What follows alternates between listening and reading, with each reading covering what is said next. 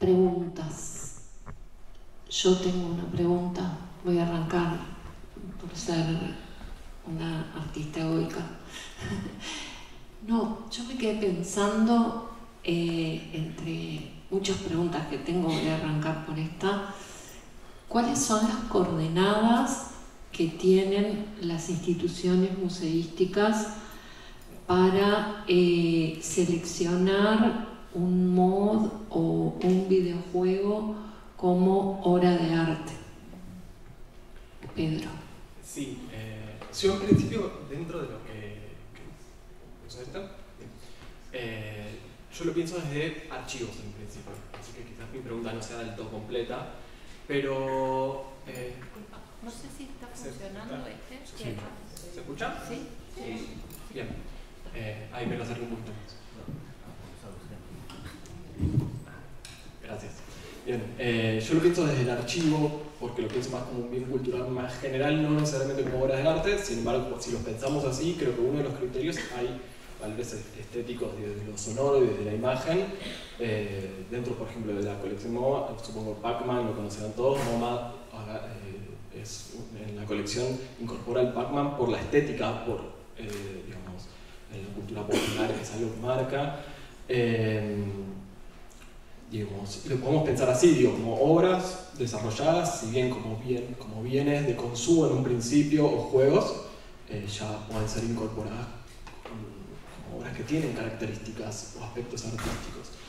Quizás sí, tal vez se dio en varios momentos de desarrollo, pero más a partir de los 2000 y quizás los 2010, que empiezan a aparecer autores, digamos, programadores de juegos o equipos de programación de juegos que dicen: yo voy a hacer un videojuego que impacte. Doy un ejemplo, y hablé de Lucas Pope, pero podemos dar otro ejemplo que es Little Dragon, era el nombre del juego, no lo recuerdo bien, pero es un juego de dos padres que pierden a su hijo por un cáncer que tiene el niño, un bebé, y hacer un juego para atravesar esa experiencia. No es un juego agradable de jugar, entonces ahí se cuestiona qué es un juego. Pero hay una interactividad, uno toma decisiones, y ahí podemos decir, bueno, eso es una experiencia lúdica artística, lúdica narrativa, digamos, el límite, digamos, el límite o la definición de lo que es un videojuego está en constante discusión. Y también por eso, si son o no obras de arte. Creo que la tarea de archivos o de museos, específicamente por lo que me preguntaste, es estar repensando eso. Digo, ¿esto lo voy a incorporar a mi colección y lo considero que es arte? Bueno, me parece una pregunta un poco amplia y que no sé si tiene una respuesta. De hecho, ya lo dije al principio, está en discusión. Hay autores, hay un periodista de cine, que tengo ahí en el paper, ahora no lo recuerdo el nombre, pero que su planteo era: como en la obra, en el juego, el autor no tiene el control absoluto de lo que pasa, no puede ser arte. No puede ser considerado arte un videojuego, porque el videojuego se define cuando el jugador juega. Y ahí el autor no toma... A posteriori, muchos dijeron, no, el diseñador del juego pone límites o no, o que lo juegue una persona, ahí se desarrolla el juego como arte, y esa es la experiencia artística. Digo, son discusiones que no sé si están completamente saldadas y que cada museo, cada institución tendrá que preguntárselas para ver si incorpora. Bueno, te lo preguntaba porque, por ejemplo, a nosotros en el laboratorio de cine nos pasó también que cuando comenzamos costaba mucho que los espacios de exposiciones artísticas abrieran las puertas a eso que era cine experimental y, bueno, a aparatos, reproductores, o sea, hubo todo me sentí identificada con esa contradicción y a la vez no definición del tema. Bueno, esa era mi pregunta y ahora pasamos al público. Bueno, gracias por sus presentaciones. Quería hacer dos preguntas, una para Natalia Bianchi y otra para Lean y Martina. Perdón, va a ser una pregunta súper nerd, pero me parece que es el momento para hacerla en este tipo de ponencias.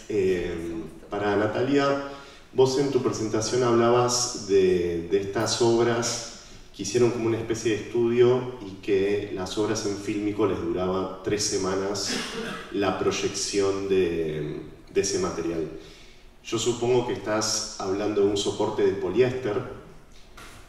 Quería saber si se contemplan también el triacetato de celulosa o si tienen obras en triacetato de celulosa e incluso si tienen obras en formatos quizá más frágiles como el Super 8 o el 8 regular. Y me interesaba saber cómo es que hicieron ese estudio para saber fehacientemente que dura 3 semanas proyectado, no sé, 24/7 en un loop, ¿no? Y por otro lado, la otra pregunta que quería hacerte, Nerd, es, yo no sé si lo mencionabas vos en tu presentación, pero cuando ustedes adquieren obra, ¿son siempre copias en positivo? Porque, por lo que decías, no sé, la obra de Rosa Barba, o me imagino la de Tacitadín, tuvieron que hacer un montón de copias para poder seguir exhibiendo ese tipo de obras. Entonces mi pregunta es, ¿hacen las copias desde un positivo? ¿Le piden, che, me prestás el negativo o el internegativo para hacer tiraje de copia para esa muestra en particular? Como quiero saber cómo es que funcionan en ese sentido con el tiraje de copia. Y después para Martina y Lean, hablaron del control de calidad, pero ¿cuáles eran sus bases de ese control de calidad? Es decir, ¿cuál era el wrapper, el codec, el formato que ustedes establecieron? Che, este es nuestro workflow y bueno, eso. Gracias. Bueno, comienzo por la pregunta de la... sí, estoy hablando, cuando hablo de cada 3 semanas, son poliéster. Hay muy pocos elementos de acetato y en la mayoría de los casos los elementos de acetato ingresaron a la colección en la década del 90, cuando todavía quizás no había tanta conciencia, bueno, no sé si conciencia, pero la política del museo desde hace ya muchos años es tratar de hacer todo en poliéster y generalmente cuando se hace en el proceso de adquisición, de acuerdo, lo primero que se hace es establecer cuál es la ruta de producción que tuvo cada obra, porque obviamente va a depender qué tipo de copias existen. Y para dar un ejemplo, yo en este momento estoy trabajando con una adquisición de un Super 8, que es el único caso de una obra única, un elemento único, es el original, pero es muy como, es una excepción. Y al hablar con el artista en su momento, se decidió que la obra va a ser pasada a 16 milímetros, entonces para ese caso particular, por ejemplo, ya se escaneó la copia en 4K y se va a volver a fílmico, pero directamente en 16 milímetros. Pero para volver a 16 milímetros, la idea es producirse internegativos y positivos. Pero depende de cada caso. Idealmente siempre se vuelve al negativo y al mismo tiempo se adquiere una copia de lanzamiento que esté aprobada por el artista para tener una copia que sea con el color y el frame, perdón que se me vienen las palabras a veces, el encuadre, perdón. Con el encuadre y el color que tiene que tener. Entonces es lo que le llamamos como la copia verificada. Esa va a ser como una copia también de preservación al mismo tiempo que el interpositivo que viene del negativo, en el caso de que exista un negativo, porque a veces muchos artistas trabajaban con formatos reversibles, entonces no existe un negativo en sí. Entonces, bueno, depende, pero siempre se hace lo que llamo como un set de preservación, que va a ser distintos materiales intermedios y van a ser másters que dentro del museo van a estar considerados como distintas categorías y va a estar el más cercano, digamos, a esa primera generación, va a ser considerado el máster dentro del contexto del museo. Pero también va a haber, por ejemplo, un internegativo del cual se van a sacar las copias de exhibición.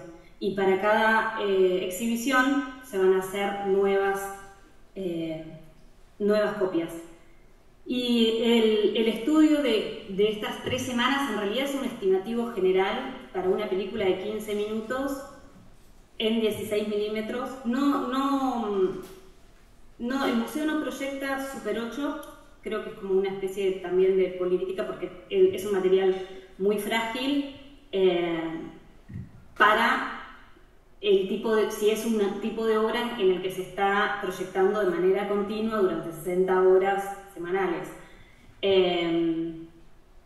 Pero el estimativo también va a depender mucho de cada artista también, porque cada artista va a determinar más o menos cuánto daño o cuánto de esa imagen con rayas y gastada, digamos, va a poder aprobar de alguna forma para su exhibición. Y sí, por ejemplo, en el caso de Rosa Barba, una de las cosas que se hizo fue agregar como una especie de tapa en el looper que tiene el proyector, justamente para evitar que haya tanto polvo, porque las copias se estaban cambiando cada 2 semanas por la cantidad de rayas y del daño que ya tenía. Pero sí, creo que... No sé si había una segunda parte de la pregunta, que me perdí.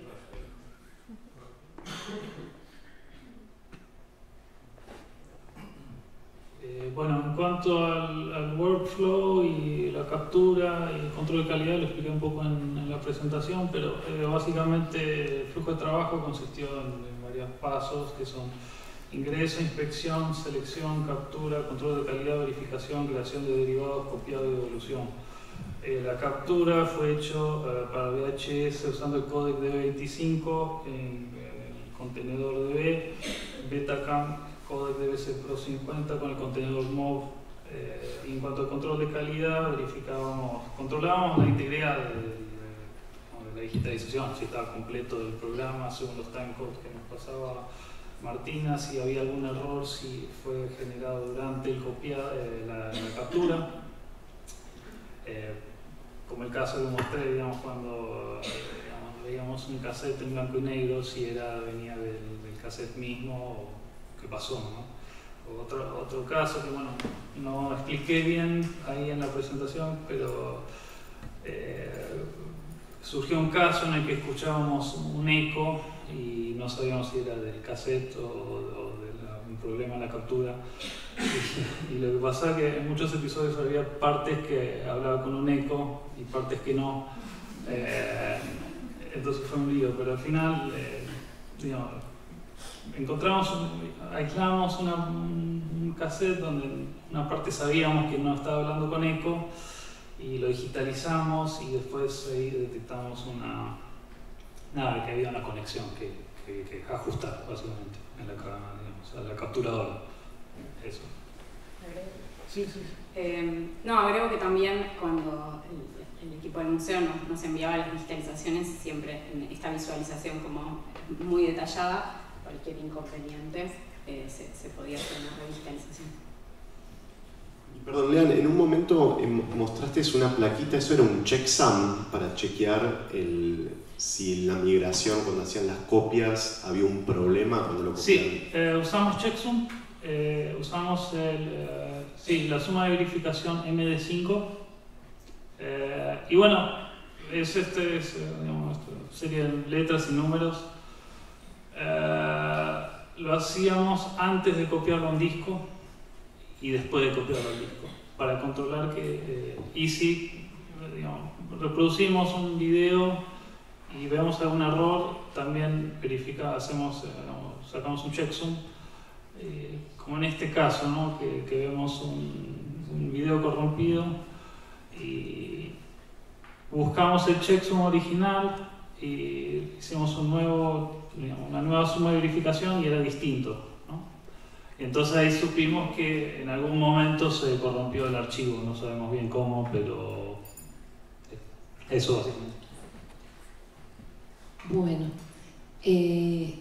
sé que quedan muchas preguntas y pensamos esa última. Sí, perfecto, entonces. Pensé que ya estábamos en la hora, pero no. Podemos 2 preguntas más, una. Bien. Bueno, muchas gracias. Yo quería hacerle una pregunta a Martina y quizás también a Leandro, pero entiendo que Martina me pueda responder mejor. Porque pensaba si a partir de los documentos del archivo personal de Federico pudieron entender cómo era la producción del programa. Si lo hacía él, si no sé, alguien lo ayudaba. También pensando que entiendo que él estaba muy presente en eso y pensando un poco en la colección de Espigas, porque Espigas también custodia un montón de UPATIX, pero que nos llegaron directamente de quienes fueron los productores del canal. Entonces pensaba, bueno, ¿cómo es que Federico también tiene copias de esos programas?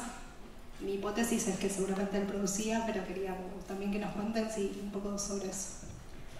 Bueno, gracias Romina por la pregunta. Es también una parte que no llegué a desarrollar mucho, así que está buenísimo. Creo que un poco llegué a comentar que a partir de esta lista inicial de programas que estaba guardada en la fundación, empezamos a ver si efectivamente teníamos copias de estos programas y entre 1994 y 1996, no sé si lo llegué a decir, los programas están conservados en VHS. Y estas son copias, grabaciones de aire, no son masters de los programas. Entonces, son copias que además muchas veces tienen grabaciones de 1 o 2 horas de la programación del canal. Una hipótesis podría ser que son grabaciones que hizo Federico o que desde la galería le grababan para guardar, porque además vemos que la caligrafía de las etiquetas es siempre muy distinta, ¿no? O de gente que trabajaba ahí. Entonces, sí, creemos que bueno, nos interesó mucho, como se abrieron muchos interrogantes a partir de estos programas que no habían aparecido y de, bueno, por qué estaban este tipo de copias en la fundación y si existían másters en algún lado. Sabíamos que la fundación tenía estos UMATIC y tenemos mucho interés en avanzar en esta investigación también para recuperar algún que otro programa que todavía no pudimos encontrar copia y que tenemos la sospecha de que debe haber existido por la existencia de esta lista. Y con respecto al archivo, no sé si más o menos terminé de responder eso, y después con respecto al archivo personal, también es un poco una investigación pendiente. Bueno, como comenté, Ana Raviña estuvo trabajando con los guiones del programa y Ana propuso que se hiciera un cruce entre los programas digitalizados y los guiones.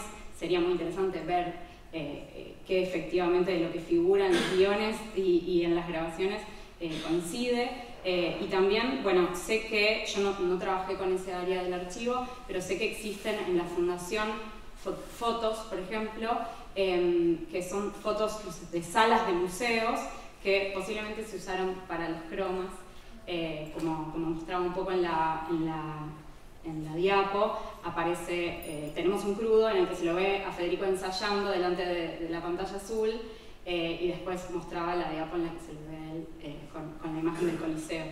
Así que, bueno, eso. No, gracias a vos.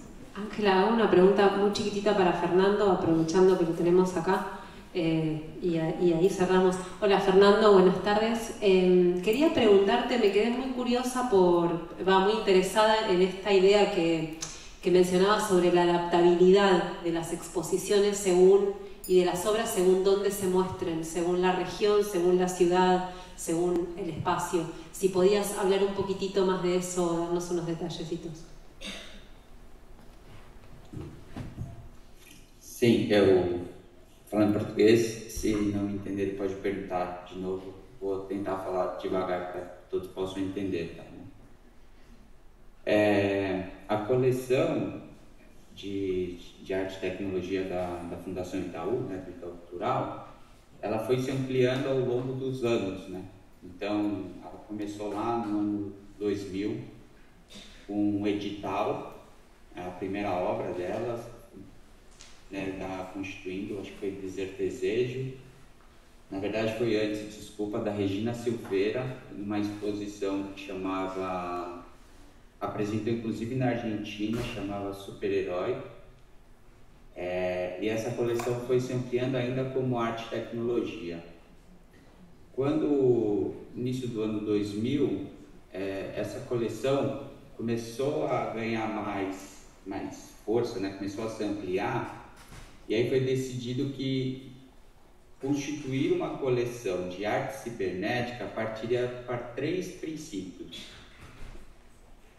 básicos, né? 3 princípios básicos para essa constituição. Primeiro, seria fomentar a cena artística, né? Quem são os artistas? Fomentar, apoiar para que artistas de arte e tecnologias produzissem ainda mais, né? E aí, a partir disso, se você elabora uma coleção, você também incentiva, que eu acho que tem muito da fala do Pedro, que ele comentou, né? Se você não incentivar artistas, se você não gerar coleções, você não incentiva a cena artística.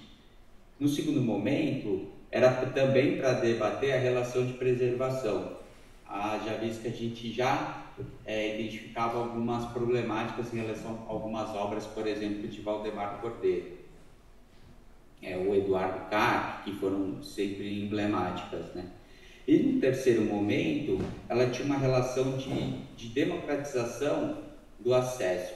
Mas quando a gente falava de arte cibernética em si, em arte cibernética a gente entende essa relação da interação, seja homem-máquina ou máquina-máquina, mas quando a gente pensa nessa interação, onde o público é também o gerador, o Pablo Gobira, que é um pesquisador da Universidade Federal de Minas Gerais aqui do Brasil, ele também traz esse conceito de que o público também gera, ao interagir, ele também alimenta essas obras de certa forma. Então tem uma relação aí de democratização não só do acesso, mas de fato a participação.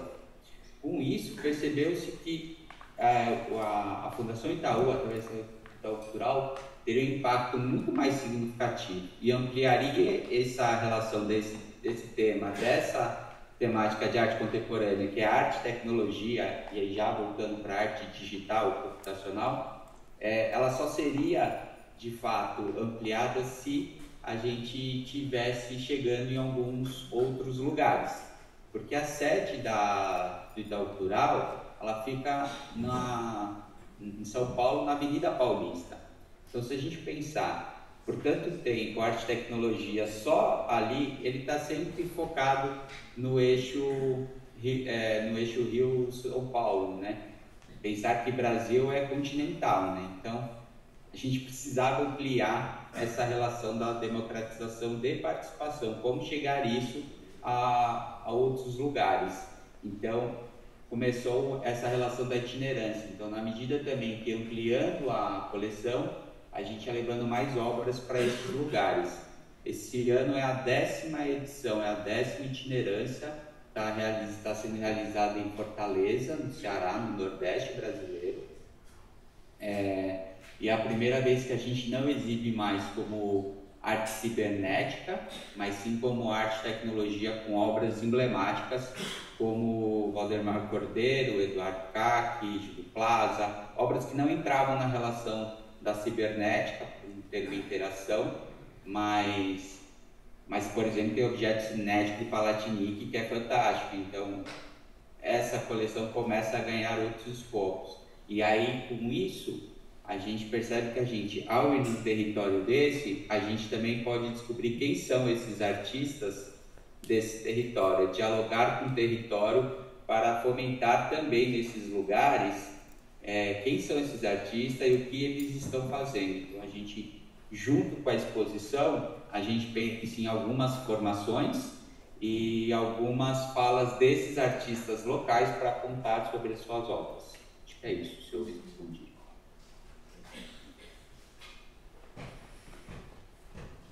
Bueno, muchas gracias a todos. Y ahora tenemos la conferencia de Cristina Cámara.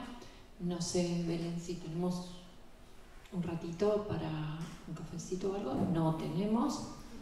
Pueden circular mientras hacemos la logística, pero para que no se demore más. Circulen, pero no circulen tanto porque ya está para empezar. ¿Está? Bueno, muchas gracias a todos.